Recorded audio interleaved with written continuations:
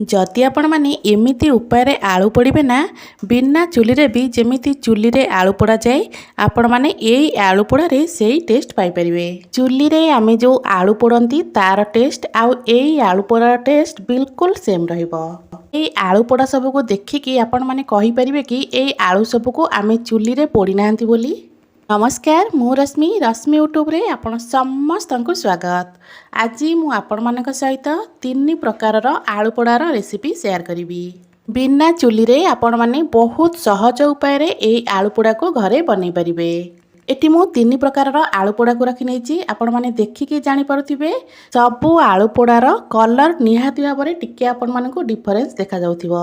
3टा जाक पोड़ा आलूर डिफरेंस मु आपण मानकु लास्ट रे देखैबी। ओषा व्रत दिन मानकरे आमे पोड़ा पोड़ी जिंस खाइ नथांती, जदि आपण माने एई ट्रिक रे आलू पोड़ा बनांती ताहले ओषा व्रत मानकरे मध्य खाइ परिबे। तो एबे चलंतु स्टार्ट करिबा आजिर आलू पोड़ार रेसिपी।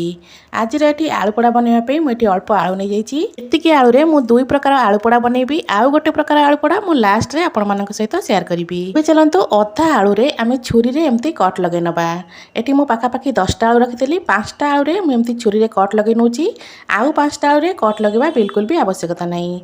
एमिति छुरी रे टिके कट लगे नेले कोन हबो ना आलूटा हमर जल्दी सिझी जिवो।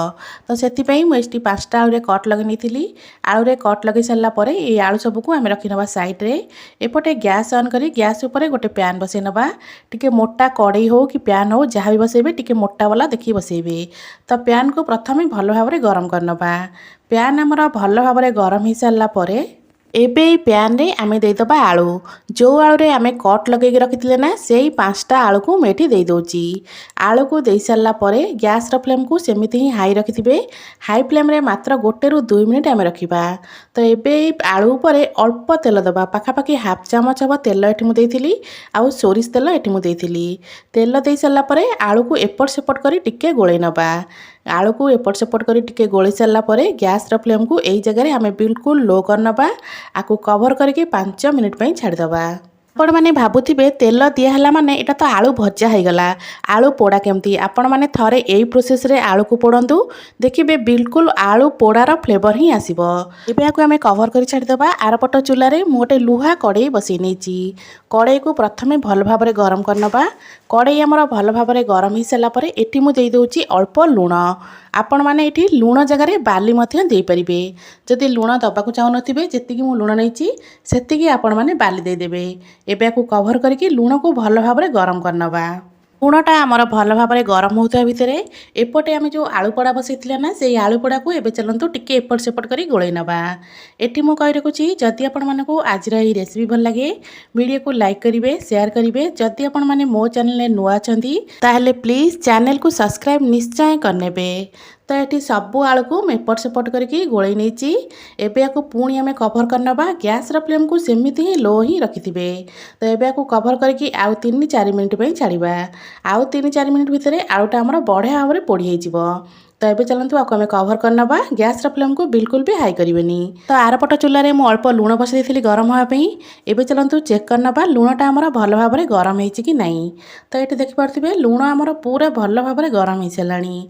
लूणटा जेतेबेले हमर पूरा गरम हेइजिवो ना सेटा पूरा एमिति बिंडा परिका हे जाय थाए। तो एबे चलंतु ए लूण को आमे पूरा गुंड करनबा। तो आमे लूण को प्रथम थर पे यूज करथांती ना तो लूण रे जो मॉइस्चर थाए सेति पई लूण एमिति गेटा हे जाय थाए। जदि आपण माने लूण को बार बार यूज करथिबे लूण बिल्कुल भी गेटा हबनी, सेमिति ही खोला खोला थिबो। तो लूण को एठी मु भल भाव रे भांगी नेची। लूण रो गेटा सब को भल भाव रे भांगी सारला परे गैस रो फ्लेम सेमिति ही हाई रखिथिबे, बिल्कुल लो करिबेनी ए स्टेज रे। तो एबे चलंतु एठी हमें आलू को ऐड करबा। आउ जो 5टा आलू हमें रखिथिले से आलू हमें कट बिल्कुल भी लगे नथिले सेही आलू को एठी हमें दे दबा। आलू सब को दे सारला परे गैस रो फ्लेम को 1 ରୁ 2 मिनिट आउ हाई फ्लेम रे रखिबा। 1 ରୁ 2 मिनिट परे गैस रो फ्लेम को आमे बिल्कुल लो करनबा।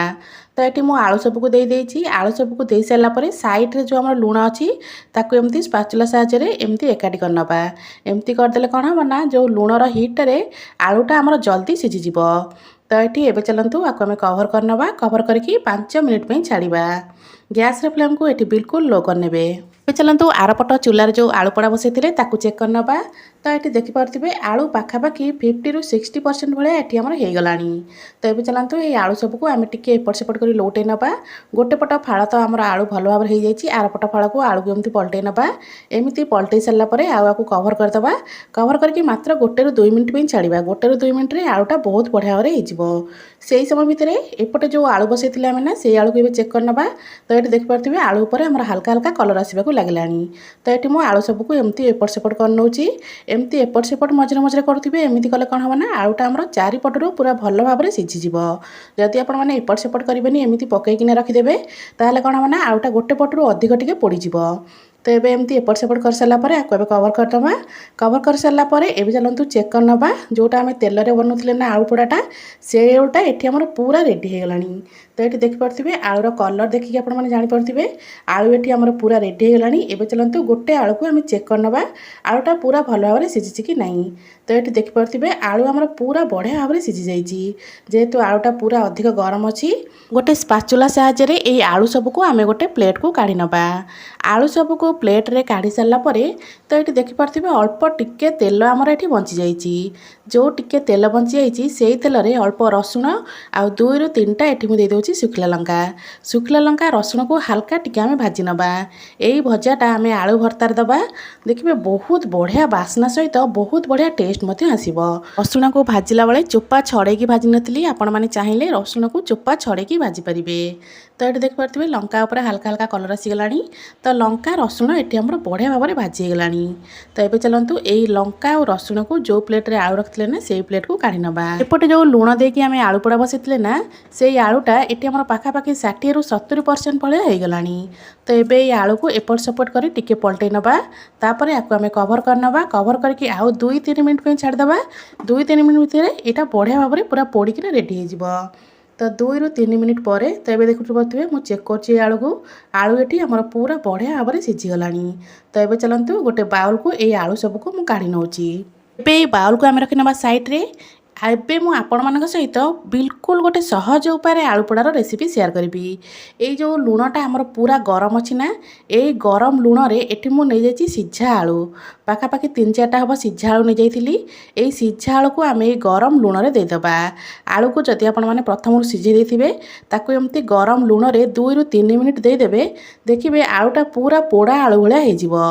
देखा तो पोड़ा आलू भाया लगुच खावाई टेस्टा बिल्कुल पोड़ा आलू भाया ही लगे। इच्छा आलू को जितेबाला आपण मैंने पोड़ुवे ना गैस फ्लेम को हाई रखिने। हाई फ्लेम रे 2-3 मिनिट छाड़देवे आलूटा पूरा एमती ही हो। तो ये आमर रेडी हो गला 3 प्रकार आलू पोड़ा। देखिपे 3 प्रकार आलू पोड़ा ये मोर पूरा रेडी। आज यही 3 प्रकार आलू पोड़ारू कौ आलू पोड़ाटा आपण मानक बेसी सहज लगिला कमेंट करके निश्चय जनइबे। आशा करुच्ची आपण मानक आज रेसिपी निश्चय पसंद आसथिबो।